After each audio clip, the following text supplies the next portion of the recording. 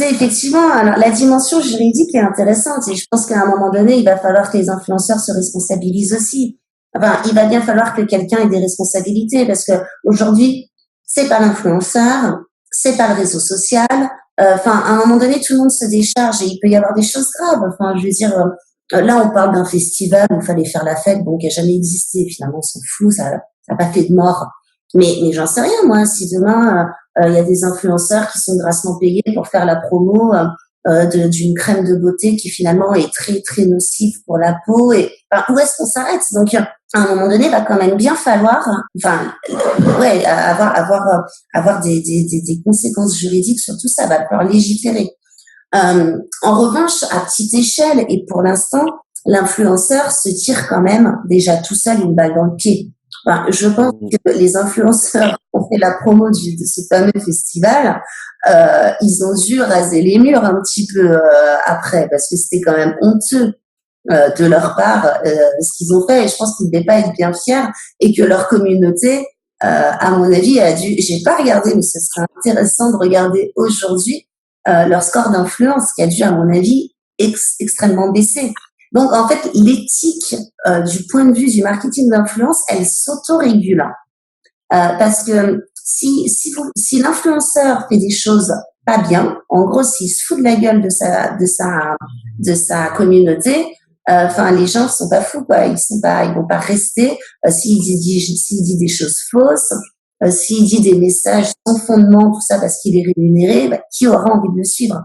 Et donc, du coup, il est plus suivi, quelle marque aura envie de le rémunérer? Donc, l'exercice est très compliqué pour un influenceur de garder cet équilibre entre je suis influent, je plais aux marques, et en même temps, ma priorité est ma communauté, parce qu'il ne faut pas non plus que je sois juste un homme sandwich, auquel cas j'aurais plus beaucoup d'intérêt.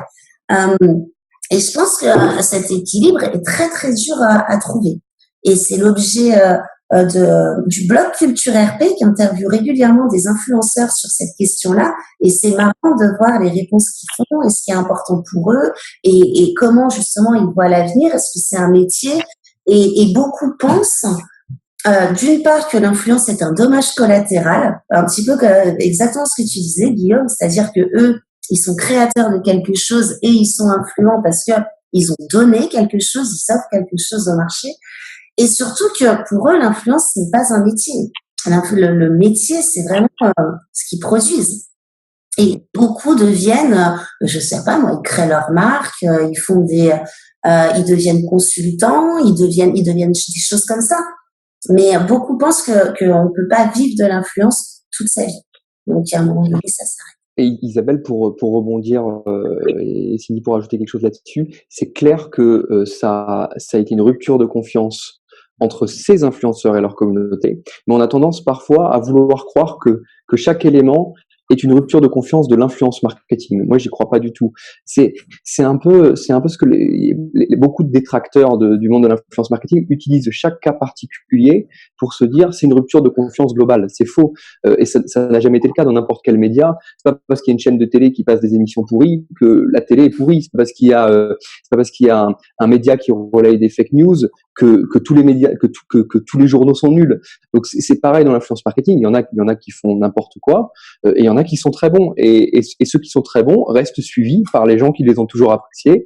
Et ceux qui font n'importe quoi, comme l'évoquait Cindy, sont de moins en moins suivis. Et voilà. Il y a quand même, ne serait-ce qu'en France, nous on estime qu'il y a 150 000 influenceurs finalement. Donc c'est un écosystème qui est extrêmement vaste, et c'est pas quand il y a une rupture de confiance d'un influenceur avec sa communauté, il n'y a pas une rupture de confiance globale de l'ensemble des communautés avec leurs influenceurs.